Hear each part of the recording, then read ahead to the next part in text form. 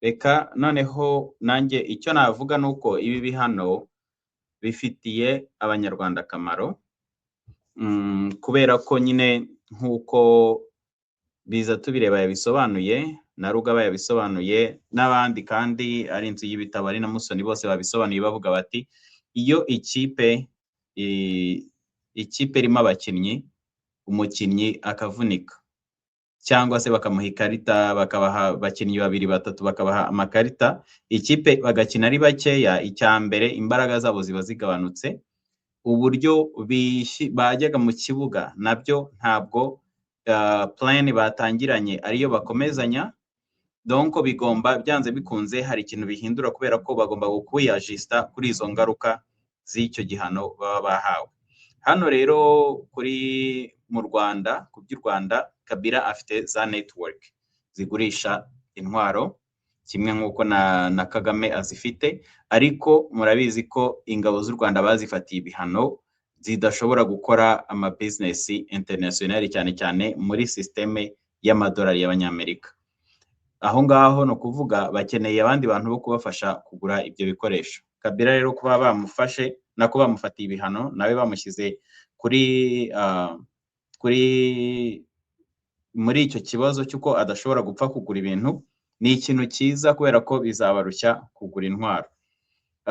Icya kabiri ni uko n'abandi bantu, hari ikindi kintu, abandi bantu nabo barota bari maso cyangwa basinziriye, bakarota ngo ko bashobora gukomeza kujya muri ziriya nyeshyamba, iriya militia, bariya bacanshuro bitwa ingabo z'u Rwanda ziyise M23 zirwanira muri Congo, nawe akibwira ko azakomeza akidegembya kuriya, nabwo ni ikibazo.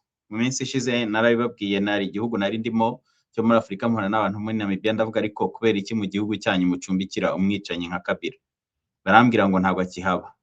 Nabanje kubishidikanyaho n'iki, ariko nkurikije bino bihano birerekana ko biragaragara ko Kabila ubwe wa mugani ahantu atuye aba ubu ngubu ni hariya i Goma. Kagame ubwe nawe afite ikibazo cy'uko buriya hari umuntu wavuze ngo sintinye imbwa iri mu giti ntinya uwayishyizemo. Uwashyize imbwa Kagame mu giti n'ubundi ameze nk'ushaka kuyimanura, uretse ko nawe ntabwo tumutinya, turamucalenjinga. Kagame rero n'imbwa bazamuye mu giti, ariko abamuzamuye mu giti bari kugenda bazamuye ari ubushyo bwazo, bari kugenda bamanura bazikuramo izo mbwa zo mu giti. Kagame rero akaba ariyo mbwa isigaye aho ngaho muri icyo giti, muri ubwo bushorishori bw'igiti, ariko shebuja bakaba barimo kugenda bamubwira ati gasopo urakubitwa. Kwa kundi ubwira umuntu uti ndagukubita, akabanza kwirengagiza, ukongera uti ndongera kandi ndagukubita, ukamuha gasopo, ukamuha iyindi. Mu minsi izaza bazamupyatura, n'ubundi batangiye kumupyatura, kuko deja ikindi kintu hano twumvisemo nuko kuba Kagame atakibona miliyoni 60 ku kwezi, niba ari ku kwezi niba ari ryari yakuraga muri Kabila, ni ikindi kibazo. Noneho amafaranga y'igisirikare, training z'igisirikare, ibikoresho by'igisirikare, ibyo byose bikaba ari ibintu birimo kugenda bihagarikwa. Bazageraho bashobora no kuzasohoka muri Congo birukanka bamanitse amaboko nta n'ubarashi, kuko iyo umuntu adafite uburyo bwo gushaka intwaro, kurokrita, imiti n'ibiryo, ngo ari mu rugamba, urwo rugamba ntabwo yarushobora, ntabwo yarutsindira. Aho ngaho rero aho ngaho niho bigaragara ko ibi bintu ari ibintu bifite akamaro.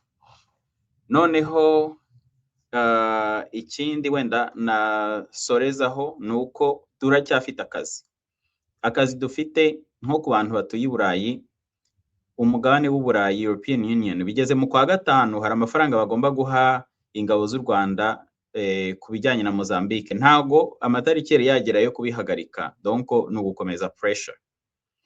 Ikindi hari kontra Uburayi bufitanye na leta y'u Rwanda bwo kugura amabuye y'agaciro, ayo mabuye y'agaciro ariyo leta y'u Rwanda yiba muri Kongo.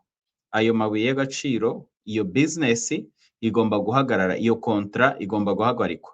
Abantu bari ku mugabane w'Uburayi, abantu bafite uburenganzira bari muri ibyo bihugu b'abene gihugu cyangwa bahatuye, nabo birakenewe intuza imbaraga zo gushyira muri icyo kintu cyo gushyiraho pressure kugira ngo babihagarike, kugira ngo ibyo bihano bihagarare. Noneho ku bari muri Amerika, twebwe dufite akazi ko guhagarika, gushyiraho byo gushyirishaho embargo y'intwaro, uretse ko ari n'iby'isi yose. Iyo embargo y'intuza y'isi yose yo guhagarika intwaro zijya mu Rwanda, ko u Rwanda rudashobora kugura intwaro, iyo nayo niyo ntuza, niyo etape ikurikiyeho tugomba gukurikizaho. Ndumva ari ibyo ngibyo nahagarikiraho ku bikenewe. Yewe ndabyishimiye ko Kabila bamufatiye ibihano, kubera ko ibintu ingabo z'u Rwanda ziyobowe n'umwicanyi, intore zirusha kwica Paul Kagame,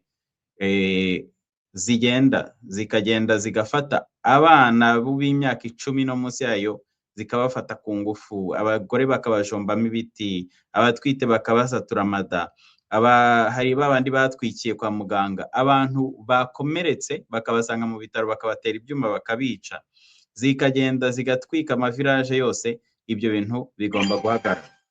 Ibyo rero ni ibintu nishimiye cyane. Gasaro, ndagushimiye cyane kuri TikTok, urakoze cyane. Ibyo ni ibintu bigomba guhagarara. Ubwo rero mbaye mbashimiye kuba mwakurikiye. Reka ndebe niba hari commentaire zindi zaje nyuma yuko tugira. Brigitte Uwase yavuze ati ahubwo Kanambe nabibasha asezere kuri iyi si, kuko Kagame ntari bumurebere izuba aramuhitana. Ibi deal byose bari bafatanyije Kaga abyigarurire. Ibyo ngibyo nibyo nicyo Kagame akora, ni ukwica. Nabo bakoranye bose nyine ni shitani. Iyo ukoranye na shitani iguhemba mu bushitani. Inkotanyi zihinduye shitani, nako shitani yihinduye inkotanyi yinjira mu Rwanda. Ubwo rero ibikorwa bya shitani buri gihe zihemba urupfu, zihemba nabi. Ndumva ari cyo kintu twagira twakuramo. Urakoze Brigitte Uwase kuri icyo kintu. Prince Straight Talk ndagusuje utikomera cyane. Iyi shusho y'ubwicanyi bwa DMI ya Kagame mu ma safe house birasa neza nka bya bindi byabaga muri 2014, aho bicaga, bashimutaga, bakica imirambo bakayijugunya mu kiyaga cya Rweru. Cyane cyane, ariko ntabwo inkotanyi zigeze zibihagarika. Murabizi ibintu byo gutwika imirambo bakoreraga igabiro no muri Nyungwe. Murabizi ibyo gutwika imirambo muri Kongo. Murabizi ibyo kujugunya imirambo mu migezi. Ibyo ngibyo ni ibintu basanzwe bakora. Prince Straight Talk nibyo niko bimeze. Brigitte Uwase uti abatavuga icyongereza we will try. Sawa sawa, urakoze cyane.